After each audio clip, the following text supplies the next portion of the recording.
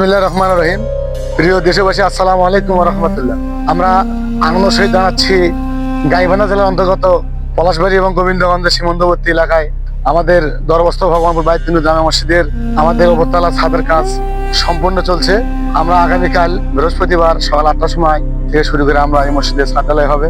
তাই আমি বিদেশি অনেক আমাদের প্রবাসী ভাইয়েরা আছেন, আমাদের সমাজেরও অনেক ভাইয়েরা আছেন, তাদেরকে বলতে চাই আপনারা দোয়া করবেন এবং যদি কোনো ভাই এই মসজিদের উন্নয়ন প্রকল্পে সহযোগিতা করতে চান তাহলে অবশ্যই আপনারা কিছু উন্নয়ন বাড়াতে পারেন আপনাদের অর্থ দিয়ে, যাতে করে আল্লাহর মসজিদটি সুন্দরভাবে আমরা করতে পারি।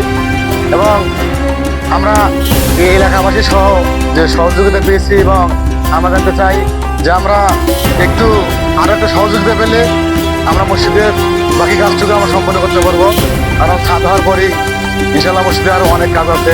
তাই আমি দেশবাসীর কাছে বলতে চাই, যারা আমাদের এই ভিডিওটি দেখবেন এবং অবশ্যই আপনারা আমাদেরকে একটু সহযোগিতা করবেন, দানের হাতটা একটু আপনারা ধরে দিবেন।